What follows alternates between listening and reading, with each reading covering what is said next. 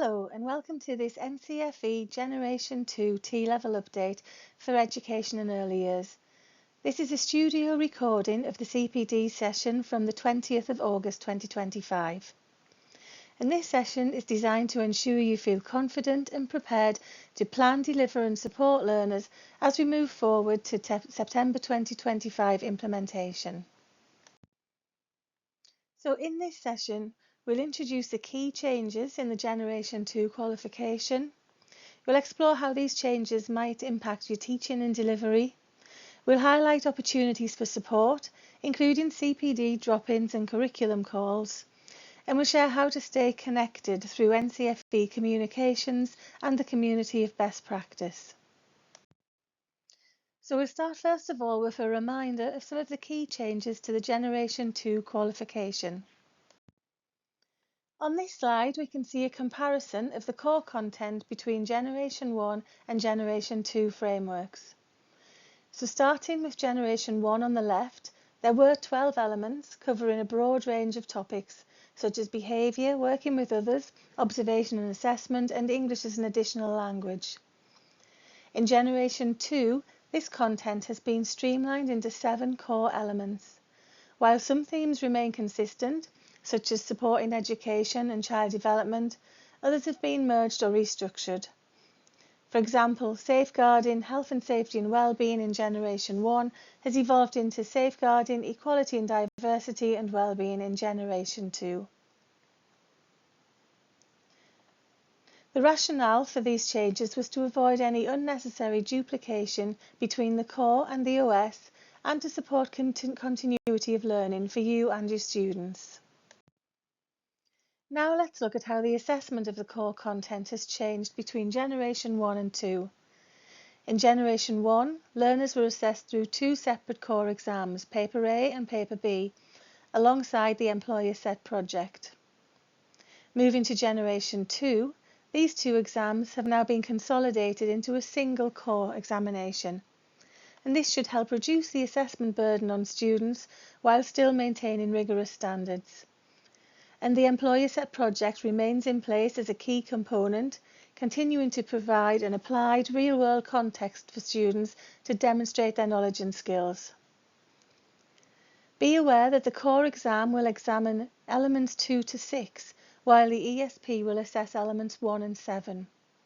However, although the core exam will not specifically examine points from the specification for elements 1 or 7, be aware that students will still require an underpinning knowledge of these elements, as they may need to relate to the wider context of education in their responses. And this slide outlines the key differences in core assessment structure between Generation 1 and Generation 2. You can see that there's a slight increase in the guided learning hours, from 344 in Generation 1 to 348 in Generation 2, and this reflects the minor adjustments to teaching requirements to better align with the new content structure.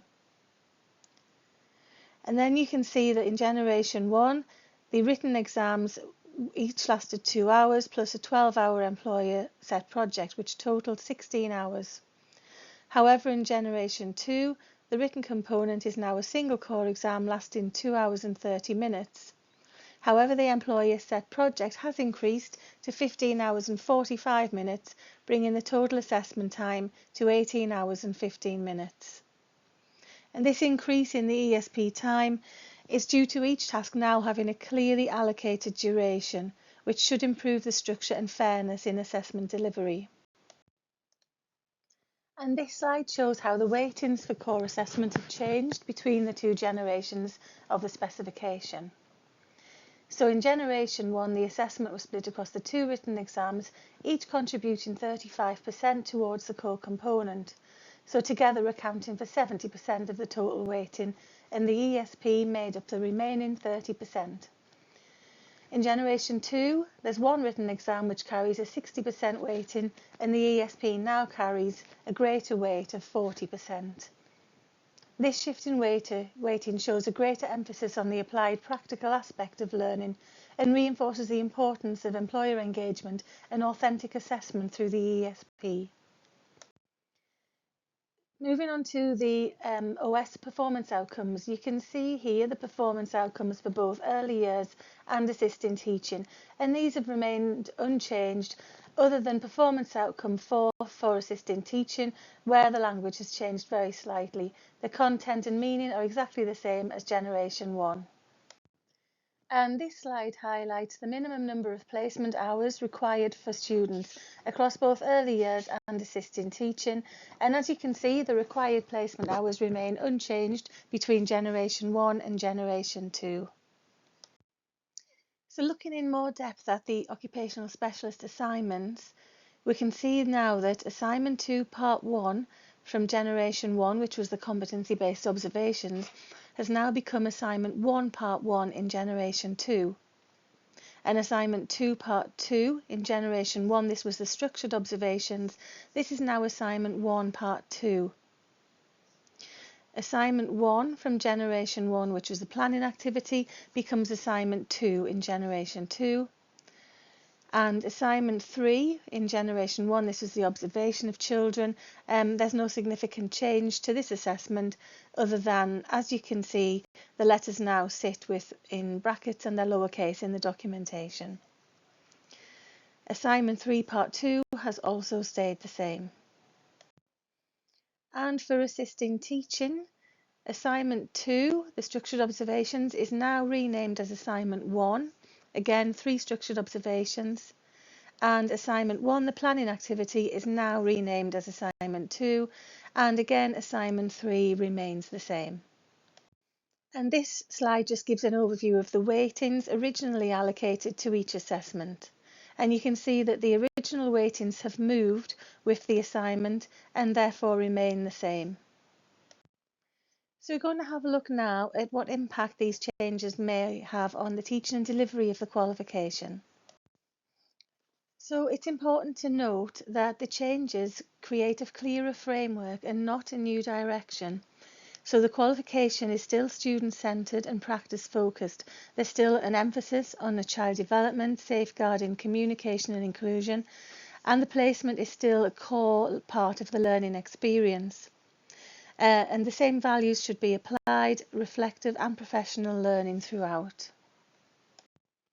And in terms of linking theory to practice, all of this still works. So all of the kinds of activities and resources that you use for Generation 1 are absolutely still applicable to the Generation 2 specification.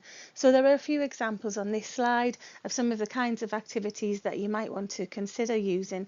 So I'll give you a moment to look at that.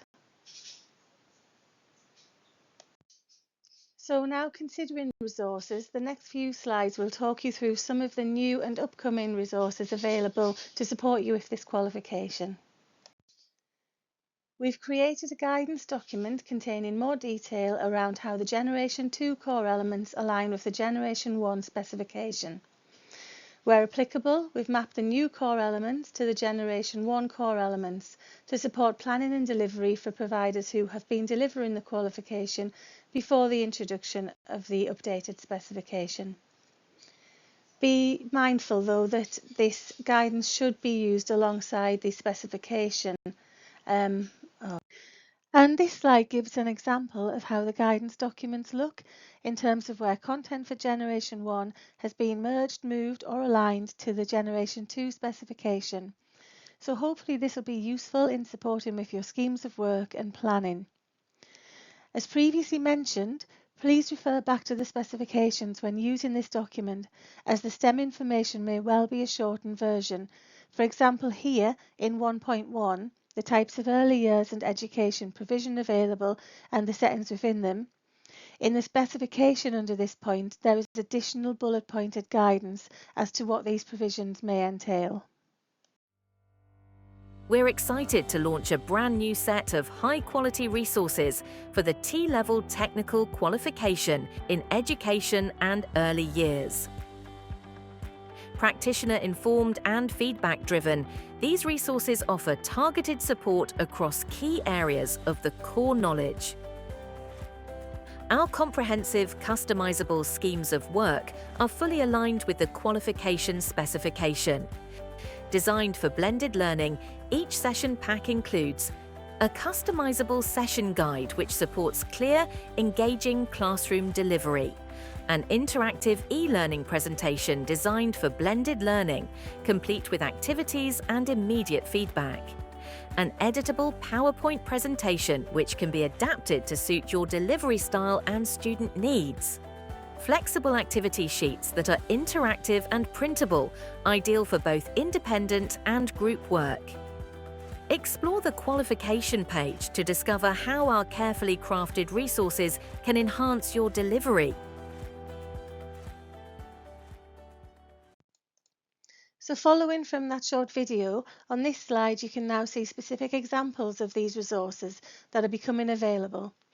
So on the left we have a scheme of work. This breaks down the sessions, the learning outcomes, suggested activities, resources and assessment opportunities, and should help you structure the learning journey and ensure coverage of the required content. And on the right there's a session plan. This is more detailed and supports the delivery of an individual lesson. It outlines the guided learning hours, delivery options such as e-learning or PowerPoint presentations, student activities and employer engagement opportunities. And it also lists the learning objectives so that tutors can check progress against outcomes. And this slide shows examples of the interactive e-learning resources that will be available soon. And these resources are designed so that students could use them as independent learning, or you could use them in whole class teaching. So on the left we have an activity based on a case study where students are asked to read a scenario and in this case identify different types of early years provision and consider the pros and cons of each option before making a recommendation. There is also an extension task here that encourages independent research, such as finding out about free childcare entitlements. And on the right you can see an example of a knowledge check activity, and this allows students to test their understanding, in this case of key roles in early years settings, by answering true or false questions. Immediate feedback is provided which helps students reinforce their knowledge and correct misconceptions. And this slide shows some of the teacher resources designed to support delivery of the T-level education in early years. So on the left you can see a scenario-based activity delivered as a PowerPoint. And this gives students a real-world situation and in this case asks them to identify the types of early years provision it describes. Activities like this encourage students to apply their knowledge in context and check their understanding as they go. And on the right there's a research task sheet to accompany this activity. This type of resource helps students build independent research skills and develop a deeper understanding, in this case, of how different settings operate. Now I'm going to hand over to Janet, who will talk you through an assessor guidance document that is due to be released very soon as well. Thank you. So now let's take a look at the support that's going to be available for the early years educators that are going to be assessing this qualification, so the EYE assessors. Now some things are going to stay the same and some things are going to look slightly different. So on this slide we can see here that the changes, let's make this absolutely clear, the changes that we're going to talk about right now are only applying to Generation 2. So only apply to students that are going to start, that are going to be registered with you from September 2025. If you have students that are coming into their second year, so those second year students, they will follow all of the competencies that you have, that you've already started to do with them, and they'll finish what they started. So as an assessor, you're observing, you're carrying out those professional discussions, and you're working your way through those competencies in the document that you have for assignment 2 part 1. Your second years continue using the documentation associated with the year that they registered. So no changes for those students. Now when it comes to September 25, one of the first things that you'll note is that the EYE competencies have been renamed as Assignment 1 Part 1. So the Early Years Educator competencies will be referred to as Assignment 1 Part 1. And within that, you'll still have the very same 111 competencies, because these are the competencies that have been devised by the Department for Education. These are the early years educator criteria. And it's these criteria that absolutely make this qualification full and relevant in terms of employment in the early years. So we are only talking about and sharing now examples from that documentation for students from September this year, September 2025. Second years carry on as they've already started, and they'll finish in that same way. So what's different then if we're using the same Department for Education EYE criteria? Surely the process has got to be the same. Well, absolutely, to a certain extent, because that criteria is that criteria, that we're not getting away from that. However, what we've done is we've gone through the competencies and identified those criteria which can be met through knowledge, and they've got a little K at the front of them. And then we've also identified the skills-based criteria from the EYE, and those have got an S in front of them. So knowledge can be assessed through a professional discussion by either the tutor or the assessor, and those competencies beginning with an S can only be achieved by the occupationally competent provider appointed assessor. So that's important just to know. K, then the tutor who's delivering the element is able to use to do a PD with that student or with those students, but one-to-one. So they can take some of that workload on negotiation. We're not saying here at NCFE that tutors have to do this. We're saying that it's a way of sharing some of this workload, and it seems to make logical sense to test and challenge those knowledge criteria when the students are actually involved in learning about a particular element. So for example, here you've got element 4. Special educational needs and disabilities. So what we've done is take the knowledge and the skills criteria that are relevant to that particular element and placed it here under that heading. So when the tutors are delivering special educational needs and disabilities within the classroom environment, there's an opportunity, hopefully, to be able to speak to students and one-to-one, and to be able to do some of these professional discussions. And that's the way that these competencies have been divided in our example, in our assessor tutor guide. So it's the same number of competencies, but you've got the knowledge that can be achieved by the tutor through the same method of professional discussion. However, again, as always, as currently happens, if you're using reflective account, work product and other sort of student work to be able to complement and supplement and move a discussion forward, that's absolutely fine. But the way that the knowledge criteria is being achieved is through a professional discussion, uploaded in the same way. And then when we get to the skills, so you'll see all the knowledge has been assigned like that. So knowledge beginning with a K, the tutor who's delivering the element or the assessor is able to do the PDs on those. And where those EYE criteria begin with an S, then that is something that has to be achieved through observation or professional discussion as appropriate, but by the occupationally competent provider appointed assessor. Okay, so S, not tutor, K, tutor or assessor. Okay, so hopefully that will make sense. Just to recap, if you've got students moving into their second year who enrolled with you in September 2024, they'll be finishing next summer in summer 2026, then they will absolutely carry on, continue to use the documentation that they started with.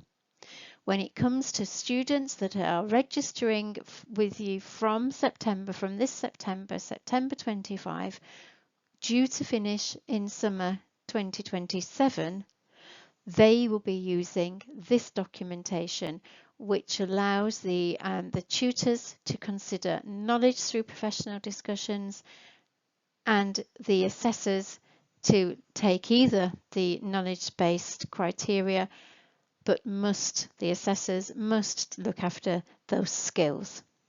Thank you. Hope that makes sense. Thank you for that, Janet. So the next few slides will just show you what kind of support is available and how to access it. So this screenshot shows the official NCFE qualification page for the Generation 2 T-level in education in early years. Most importantly, highlighted in red at the bottom is a key message. This marks a clear transition point. From this day forward, all new learners will be enrolling on the updated Generation 2 qualification. You can access this page via the link located at the bottom of the slide. You can also explore and register for upcoming T-level training events using the link shown here. Events are available across education in early years, but also health, science and digital T-levels.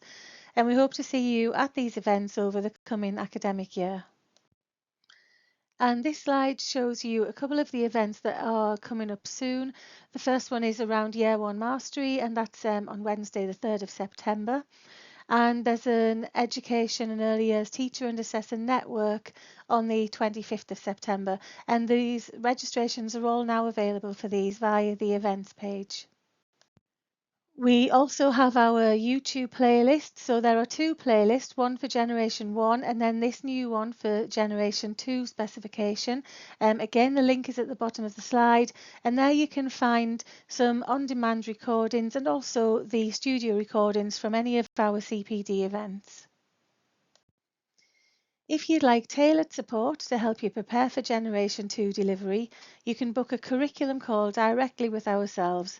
This applies even if you have had curriculum calls previously and just need some additional support with the Generation 2 specification. And when you book a call, please remember to indicate when you started or plan to start T-level delivery so that we can align the support better to your centre's context and stage. Please make sure the relevant staff in your team are aware of this opportunity, and also try to book early to secure the most convenient time for yourselves. And to support collaboration and shared learning around the Generation 2 T-level, we're also inviting you to join the Education Early Years community of best practice if you haven't already done so. Again, the link is on the slide here. And this is an online space hosted by NCFE where providers can connect with their peers across the country, share ideas, resources and delivery tips, get updates, inspiration and guidance directly from the provider development team and from other providers who are on the network. And we also have these Padlets, which you can find by following the QR codes. One is aimed at early years assessors and one at the assistant teaching assessors. And this contains a lot of useful resources and support that you may find useful. So before we finish, there's a few quick but important tips here to make sure you're staying connected with all the key updates. Firstly, please ensure the right person at your centre is receiving the NCFE communications. This includes newsletters and direct emails, which often contain essential updates, deadlines and resources. Sometimes these communications do go to the exams officer, curriculum lead or leadership team. So if you're not sure who receives them, it's probably a good idea to check and ask that anything relevant is shared with you and your delivery team. Secondly, join the community of best practice and connect with other providers. Thirdly, revisit our events page to see how we're supporting you moving forward. And as you become more familiar with the new specification, Note down any questions and bring them along to a drop-in clinic where we can get you the answers you need. And lastly, if you have any questions about delivery or need further support, you can also reach out directly by emailing our T-level support team via the email address on the bottom of the screen. Lastly, we'd really appreciate it if you could use the QR code on screen to share your feedback. Your comments really do help us reflect on the sessions and offer targeted and relevant support, which in turn allows you to get the best outcomes for your students. Thank you for taking time to join us, and we hope you found this recording useful and look forward to seeing you at our live events over the coming academic year.